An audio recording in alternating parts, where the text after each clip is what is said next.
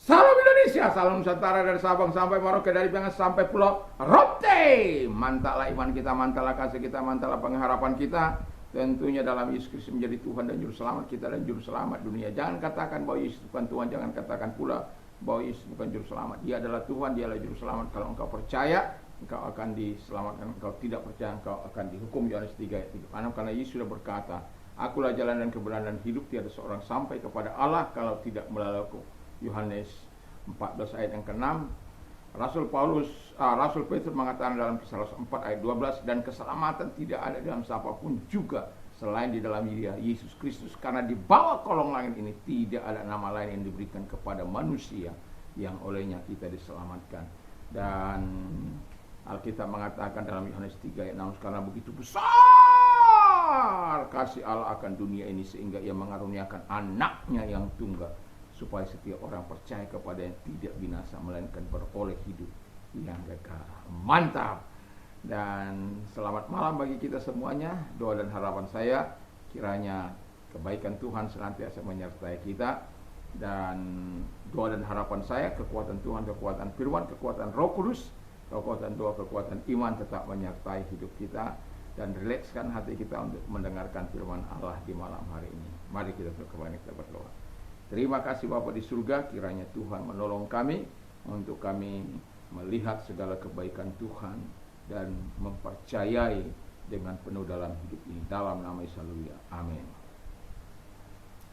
Saya akan membacakan dalam Efesus 1 ayat yang ketiga.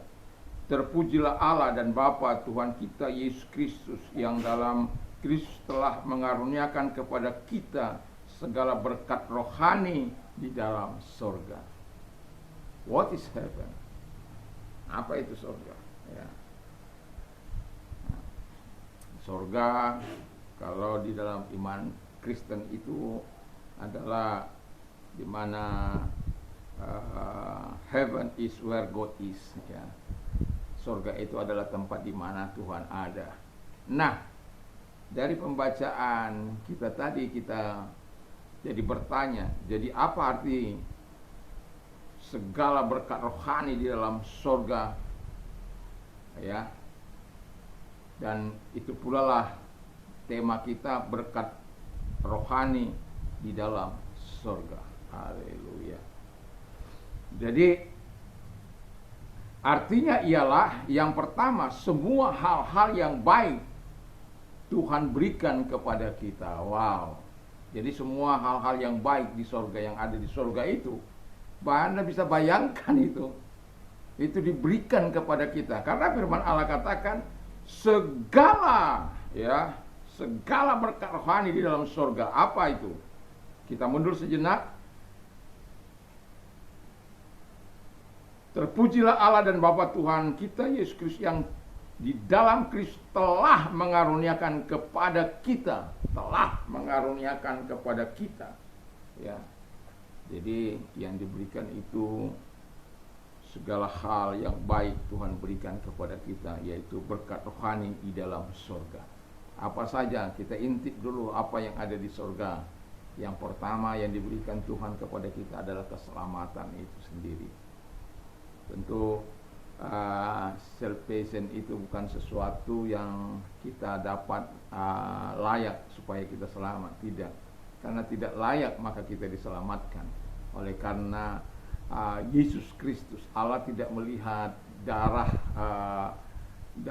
kita yang kotor, tapi melihat darah anak domba itu yang ada dalam hidup kita, yang sudah menebus kita sehingga kita layak menerima segala hal-hal yang baik dari surga itu. Yang kedua adalah karunia-karunia dari Roh Kudus. Ya, tentu di sini karunia-karunia Roh Kudus, tentu kita tahu bahwa itu sangat penting dalam hidup ini, dalam pelayanan, baik pelayanan ke dalam maupun ke dalam keluar. Pelayanan ke dalam yaitu 9 buah Roh Kudus, pelayanan keluar itu karunia-karunia, dan itu diberikan Tuhan kepada setiap orang yang mau percaya kepada Dia. Lalu kemudian the power to God's will, kuat kuasa untuk melakukan kehendak Allah.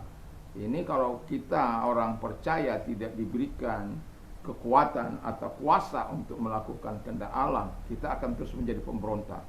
Anak-anak akan terus menjadi pemberontak. Karena apa? Memang tidak ada kuasa untuk mau melakukan kehendak Allah. Kerjanya mau memberontak. Iblis menjadi bapaknya. Dan ketika orang menjadikan iblis menjadi bapaknya, kita tahu iblis itu kan memang tukang melawan. Iblis itu kerjanya mendakwa, menuduh, menipu. Setan yang pekerjaannya melawan. Jadi ada lagi si penggoda, menggoda kita untuk melakukan hal-hal yang tidak menyenangkan hati Allah. Dan itu sebabnya bagi orang-orang yang percaya kepada Tuhan Yesus Kristus, Allah Bapa sudah mengatakan Dia mengaruniakan segala berkat rohani di dalam surga. Jadi segala hal yang baik dari surga itu akan dicurahkan kepada setiap orang yang percaya kepada Dia. Pertanyaan saya, apakah kita betul-betul mau menerima segala hal yang baik dari Tuhan itu? Apakah kita mau turut hidup sesuai dengan apa yang dikehendaki Bapa di surga itu? Bukan hanya karena pemberian karunia-karunia itu lalu kita merasa wow hebat, tidak. Itu pemberian-pemberian Allah yang baik bagi gerejanya untuk melakukan tugas-tugas pelayanan di muka bumi ini. Terus yang terakhir yang saya mau katakan, the hope of living forever with Christ. Jadi pengharapan hidup selamanya dengan Kristus itu ada di surga nanti. Ya. Tapi sementara kita punya pengharapan untuk hidup bersama dengan Tuhan di bumi ini. Yang mau saya katakan yang kedua, berkat rohani di dalam surga itu kita dapat kita memiliki hubungan yang intim dengan Bapa surgawi, Anak dan Roh Kudus, di mana Tuhan berkenan ya tinggal dalam hati kita, di dalam hidup kita. It's enough ya untuk melihat segala hal-hal yang baik dan mulia dari Tuhan. Itu sebabnya ketika kita bangun pagi-pagi, biarkan Tuhan yang menguasai. Tetapi ada banyak orang tidak bisa bangun pagi-pagi. Jangankan bangun pagi-pagi, dibangunkan saja begitu susahnya. Karena apa? Tidak ada motivasi yang keluar dari hatinya. Seperti kalau orang sudah tertaut hatinya kepada Tuhan, dia akan menyempatkan waktunya untuk bersekutu dengan Tuhan, memberikan kesempatan bagi Tuhan untuk mengatur, menjadi raja, menjadi Tuhan di dalam hidupnya. Karena kita kalau sampai kehilangan momen di mana kita tidak membangun hubungan dengan Tuhan, itu sangat berat bagi kita dalam menjalani hari-hari kehidupan kita. Memang berkat surgawi sudah dicurahkan kepada kita. Memang kebaikan-kebaikan Tuhan sudah kita terima. Tetapi kalau kita di bumi ini yang masih hidup sampai sekarang ini tidak menjalin hubungan yang akrab dengan Tuhan, kebaikan-kebaikan surgawi yang sudah dicurahkan kepada kita itu bisa menjadi alat untuk memusnahkan kita. Kenapa bisa? Itu kan hal-hal yang baik dari surga. Iya. Kalau kita tidak memiliki keintiman lagi dengan Tuhan, segala apa yang dianugerahkan Tuhan itu bisa menjadi alat kesombongan bagi kita. Menjadi alat yang tidak mempermuliakan Tuhan. Karena kita berpikir, oh ini atas kehebatan saya ini. Bukan lagi atas kasih karunia Tuhan. Bukan lagi atas kebaikan karena pemberian Tuhan. Tapi ini karena saya. Kalau orang yang membangun hubungan dengan baik dengan Tuhan, intim dengan Tuhan, dia akan berkata semuanya karena anugerah. Semuanya karena kemurahan Tuhan. Semuanya karena pertolongan Tuhan. Semuanya karena kebaikan Tuhan. Tidak ada yang hasil daripada kebaikan yang saya lakukan. Itu sebab pentingnya melakukan hubungan intim dengan Tuhan di dalam doa, pembacaan firman Allah, memperkatakan firman Allah. Dan semoga itu menjadi sesuatu yang remah, yang menjadi rima dalam hidup kita, di mana yang logos itu menjadi kenyataan di dalam kehidupan kita yang bisa kita aplikasikan di tengah-tengah kehidupan kita, menjadi sebuah kekuatan, menjadi motor penggerak di dalam kehidupan kita sebagai orang-orang yang percaya oleh karena hubungan yang intim dengan Bapa di surga itu. Yang ketiga, kata firman Allah adalah kita menunjukkan kemenangan Kristus sebagai penguasa semuanya.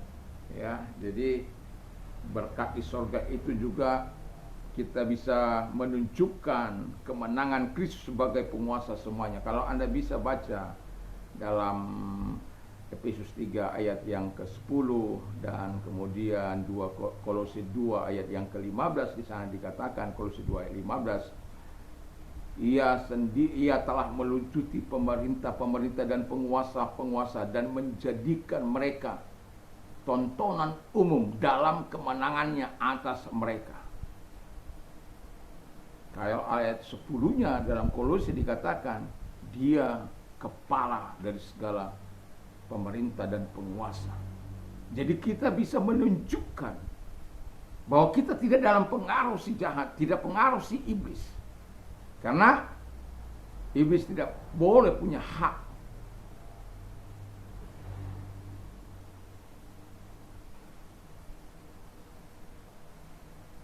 untuk menguasai orang-orang percaya.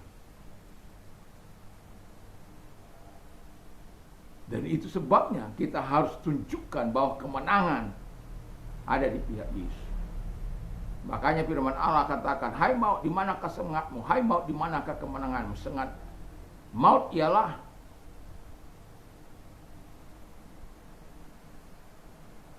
dosa. Kuasa dosa ialah, sengat maut ialah dosa. Dan jadi agak-agak lupa ini ya. Itu dalam 1 Korintus 15 ayat 55-56. Lalu dikatakan dengan jelas, kuasa dosa ialah hukum Taurat. 57 dikatakan, tetapi terpujilah Allah yang telah memberikan kemenangan kepada kita. Jadi Allah memberikan kemenangan kepada kita melalui Yesus Kristus Tuhan kita. Haleluya. Jadi ketika berkat di surga itu tercurah dalam kehidupan kita, kita bukan lagi the loser, tapi kita menjadi the winner.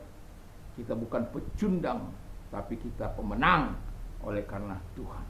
Jadi berkat, terimalah segala hal yang baik dari surga itu, dan binalah terus hubunganmu dengan Tuhan, dan tunjukkan bahwa engkau betul-betul telah menerima kebaikan-kebaikan surga itu.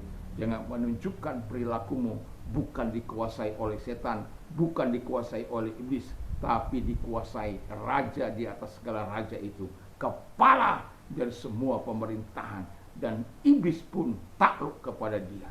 Dan itu sebabnya kau tunjukkan bahwa engkau adalah orang-orang yang menang di dalam dia, yang sudah menerima berkat surgawi, dan engkau bisa menunjukkan berkat surgawi itu ada di dalam kehidupan kita sebagai orang-orang yang percaya.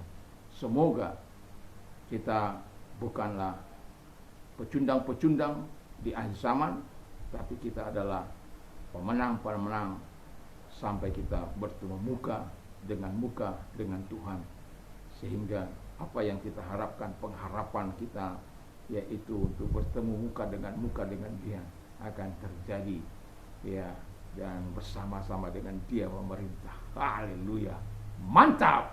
Tuhan Yesus memberkati kita. Amin. Mari kita berdoa. Terima kasih Tuhan, kami sudah mendengarkan firman Allah. Biarkan kami menerima berkat surgawi itu dalam hidup kami, dan kemudian kami bina hubungan kami dengan Tuhan, dan menunjukkan kami adalah pemenang-pemenang di dalam Tuhan. Terima kasih Bapa di surga. Dan kalau ada yang sakit yang mau didoakan, angkat kedua belah tangan, kita berdoa. Dalam nama Yesus, segala sakit penyakit yang mereka derita, apapun itu Tuhan, kami tahu Engkau tidak pernah mengangkat tangan bagi orang-orang yang meminta kesembuhan pertolongan daripada Allah. Dengan imanmu engkau menerima segala kesembuhan dalam nama Yesus. Segala sakit penyakit atau apapun penyakit mereka dalam nama Yesus perintah keluar, dan oleh biru-biru daripada Tuhan Yesus mereka sembuh, oleh kuasa-Mu mereka sembuh dalam nama Yesus. Haleluya, amin. Kalau engkau membutuhkan pertolongan dari Tuhan, angkat kedua belah tanganmu, kita berdoa. Tuhan, lihat tangan-tangan yang diangkat kepadamu, dan Tuhan menolong mereka. Apapun yang dibutuhkan, pertolongan yang mereka butuhkan dari Tuhan, mereka mendapatkannya dari Tuhan dalam nama Yesus Kristus. Terima kasih Bapa di surga. Kami yakin dan kami percaya kebaikan Tuhan menjamah mereka, kemurahan Tuhan menjamah mereka di dalam nama Yesus. Kami bersyukur dan kami berdoa. Haleluya, amin. Kiranya Tuhan Yesus memberkati kita. Dan sebelum kita berdoa, sebelum kita tidur, mari kita baca firman Allah, berdoa dan memperkatakan firman Allah. Mungkin 1-2 ayat yang bisa kita perkatakan untuk membuat iman kita. Iman timbul dari pendengaran firman Kristus. Jadi percayai bahwa firman, ketika engkau memperkatakan firman Allah itu dengan sungguh, kau akan menikmati peningkatan iman dari Tuhan. Tuhan Yesus memberkati. Damai sejahtera daripada Allah akan melihara hati dan pikiran kita mulai saat ini sampai selama-lamanya. Mantap, mantap, mantap.